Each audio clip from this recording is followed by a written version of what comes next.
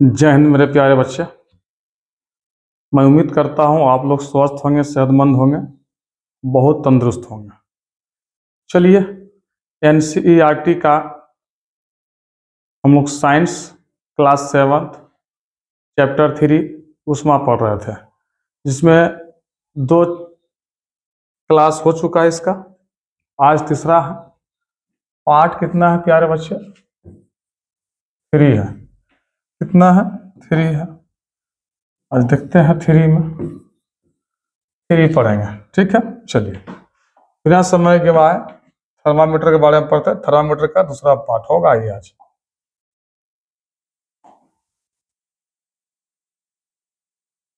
Thermometer में हम लोग इसका आविष्कार के बारे में पढ़ चुके थे, ठीक है। और आज इसका थर्मामीटर का सेकेंड क्लास होगा।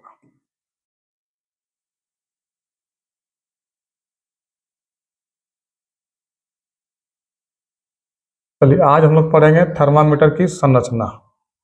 क्या प्यारे बच्चे? थर्मामीटर की संरचना के बारे में जानेंगे। हम लोग थर्मामीटर की संरचना के बारे में सीखेंगे, ठीक है। चलिए देखिए, थर्मामीटर की संरचना क्या है प्यारे साथियों?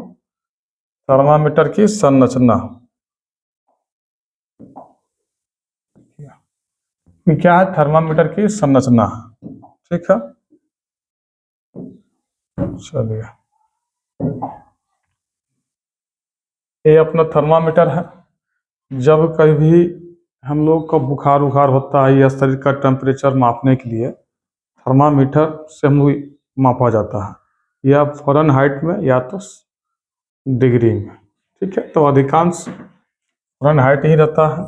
चलिए देखिए, सामान्य थर्मामीटर एक लंबी कांच की ट्यूब से बना होता है। ये लंबी कांच का ट्यूब से बना होता है, जिसके एक सिरे पर पारा होता है। एक सिरे पे क्या होगा? पारा होगा। भरा बल्ब होता है, पारा से भरा बल्ब होता है। तापमान मापने के लिए ट्यूब को स्केल के साथ कैलिब्रेट किया जाता है। तापमान मापने के लिए ट्यूब जो है ना, इसका अंदर ट्यूब डाला हुआ, देखिए ये वाला ट्यूब, ये ट्यूब डाला हुआ है, ठीक है। स्केल के साथ कैलिब्रेट किया जाता है, इसके साथ जो है ना जोड़ के रखा जाता है, ठीक है। ग्लास ट्यूब के माध्यम से एक पतली केशिका ट्यूब पारा बल्ब से ग्लास ट्यूब के लगभग दूसरे छोर तक फैली हुई है। कितना? दूसरे छोर तक फैली हुई है। देखिए, ग्लास जो है ट्यूब के माध्यम में एक पतली केशिका ट्यूब पारा बल्ब से ग्लास ट्यूब के लगभग दूसरे छोर तक फैली हुई होती है। क्लियर है? अब देखिए, थर्मामीटर की कार्य प्रणाली, इसका क्या क्या कार्य है, कहाँ कहाँ यूज करते हैं, हम सब इसके बारे में सीखने का कोशिश करेंगे। देखिए, थर्मामीटर के एक सिरे पर बल्ब में भरा पारा फैलता है और केशिका नली में ऊपर उठता है और गर्मी को अवशोषित करने के बाद एक चमकदार धागे के रूप में दिखाई देता है। वो अंदर में एक धागा टाइप का होता है, पतला सा, उसी में दिखाई देता है चमत्कार रूप, ठीक है, चमकता रहता है। इससे पता चलता है कि पारा किस पैमाने तक बढ़ रहा है। पारा किस पैमाने तक बढ़ रहा है। यदि धागा दिखाई न दे तो थर्मामीटर को थोड़ा घुमाकर देखा जा सकता है। अगर धागा जो है दिखाई ना दे तो क्या करेंगे? तो धागा उसके अंदर दिखाई ना देगा तो क्या करेंगे? थर्मामीटर को थोड़ा घुमाकर देखा जाता है। अगर ऐसे इधर से देखिए ना दिखा दिया तो इधर से उल्टा के देखेंगे, फिर झाड़ते भी है।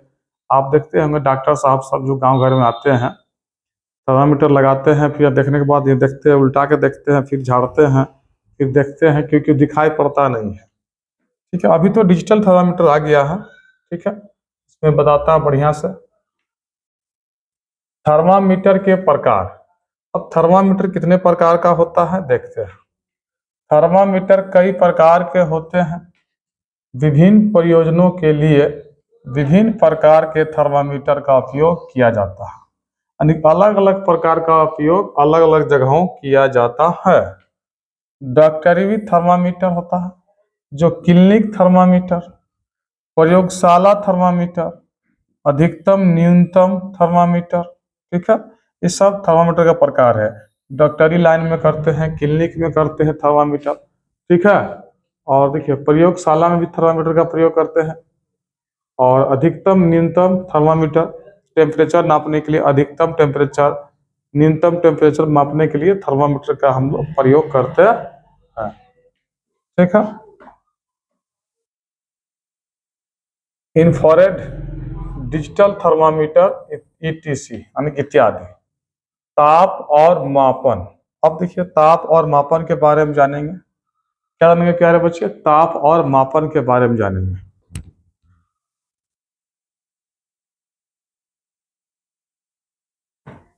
तो अभी जो हम लोग इससे पहले जो पढ़े तो क्या पढ़े? थर्मामीटर के बारे में पढ़े। और नेक्स्ट जो पढ़ेंगे ताप और मापन के बारे में चैप्टर 4 में पढ़ेंगे, ठीक है। और ये यहाँ तक ही आज हम लोग पार्ट चैप्टर नहीं, चैप्टर 3 में पढ़ेंगे, लेकिन पार्ट 4 होगा इसका। इसका चौथा पार्ट में लेके आऊँगा। अभी फिलहाल यहीं तक, ठीक है। जय हिंद।